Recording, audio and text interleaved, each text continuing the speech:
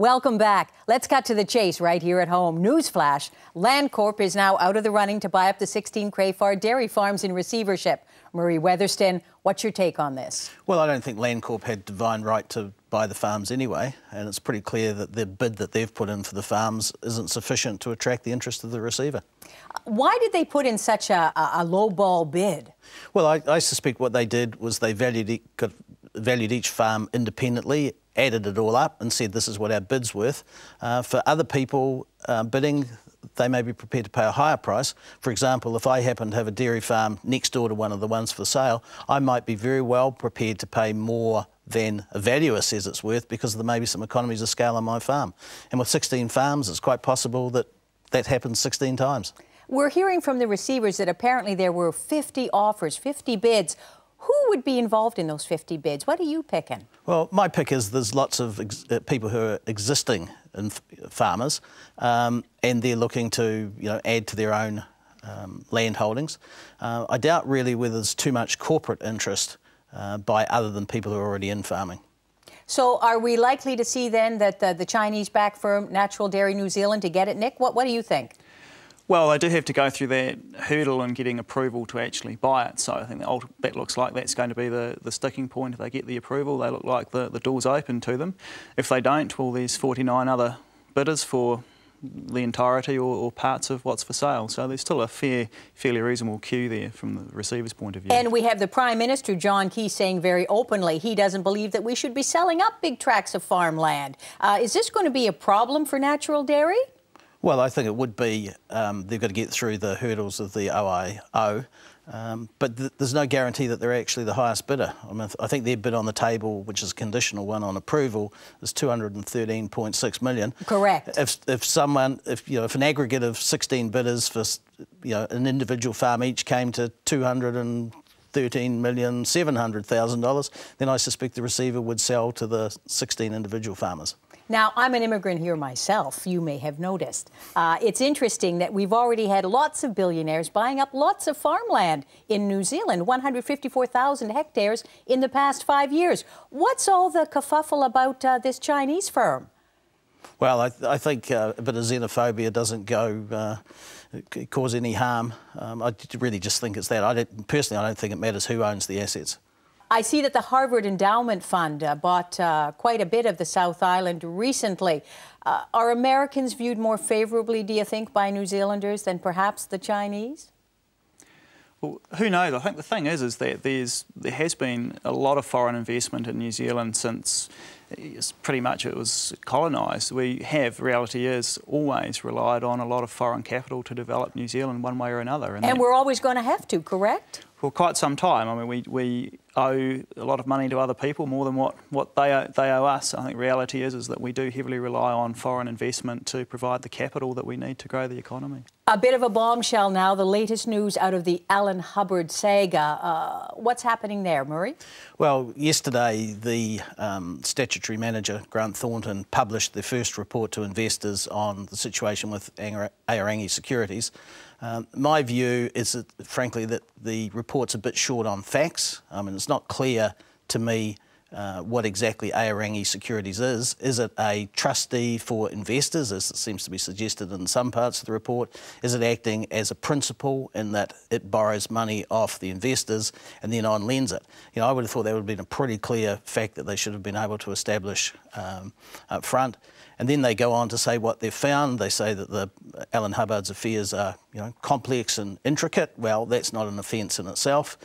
Secondly, they say his paperwork isn't state-of-the-art. Well, who says you have to use computers and that you can't actually handle things on, pieces of paper and notebooks? I mean, I wonder what some of these officials would make if they went to, say, a fruit and veggie market, and saw the bits of paper, floating around all the course of the day. But we're not talking about buying bananas. We're talking about mom and pop investors, largely with millions of dollars. Yeah, well, it's actually not mom and pop investors. There's 400 investors in Aorangi Securities. While they're big investors, the average investment seems to be $250,000 because there's $100 million owed. I mean, it really wouldn't be earth-shattering whether all the money was lost or none of the money's lost. It's a big deal is being made out of it. I think the government has taken some extraordinary action against Alan Hubbard. It's not an offence to lend without security. It's not an offence to have related party lending. And, you know, I'm struggling, frankly, to see what the actual offences that he is alleged to have done are. I mean, if they're just Securities Act offences, there's sanctions in the Securities Act for that without going to statutory management. From Alan Hubbard to the rest of us, struggling along in the economy, Nick, as best we can. Apparently, the latest surveys show that our business confidence is not recovering as quickly as it should. What are the key indicators to you of this? Well, the last surveys, we did see some of the results soften, but they were actually back down to roughly average levels. So there were some pretty dramatic headlines about, you know, recovery stalling, but the survey's not actually telling that. But I think what we have seen is in part there's a little bit more realism coming into the results. Last year the survey results looked unusually strong given the sort of struggling recovery that we expected. So I think there's a bit more of that realism that actually the recovery is going to be a long grinding one. And some parts of the economy are going to be finding it tough for some time. It's not a household-led recovery. Households are watching their pennies quite carefully. A lot of where the recovery is coming through is in those goods producing and those export areas, so it's quite uneven. And Murray, is it good news that the government has under-forecast its tax take? It's up to now $243 million. I think the answer's way within the margin of error. You know, the tax take is a huge number. Nick will know the number better than I. Something like $30 billion a year, is it, the tax take?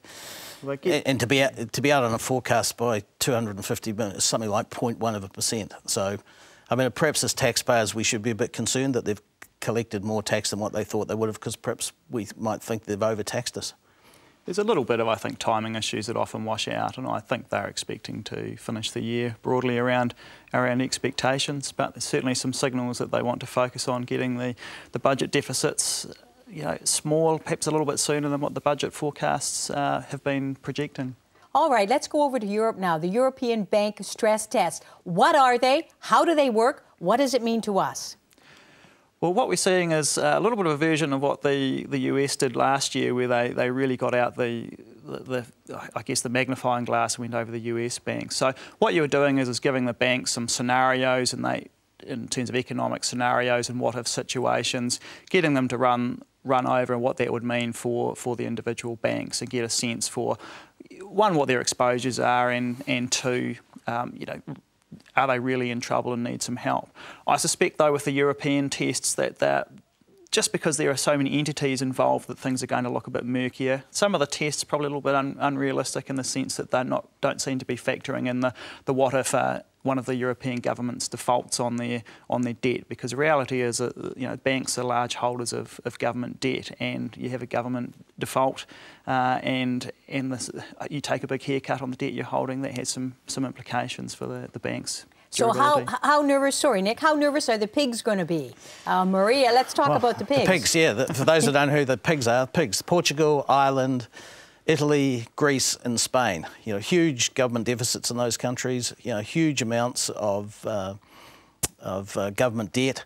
Fortunately, there's a big support program in behind them, but I think in those countries there's going to be some huge austerity programs that have to be implemented. They're probably not going to be a great place to be if you're a local resident over the next few years.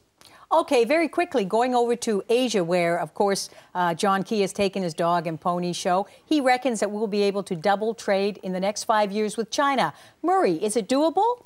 Well, when I first thought of it, I thought it was one of these big, hairy, audacious goals that we'd had. I checked the numbers, and in fact, in the last 5 years, we doubled our exports to China, and in the 5 years before that, we doubled our exports to China. So all it is just a continuing of what we've done over the last 10 years. You know, China's now our second biggest exporting destination. Is it doable? Why not? John Key actually wants China to overtake Australia and become our #1 export destination. Is that possible, Nick? I think it is. Reality of what's likely to happen, it is a matter of time. I did some sums just to get an idea of what it might take, and if you assume that our exports to China grow at a pretty ambitious 20% a year and 10% to Australia, then by 2020 you're at that point. So it really just comes down to it's likely to happen, but it will take some time, because at the moment China's well behind, 10% share versus about 24% for Australia.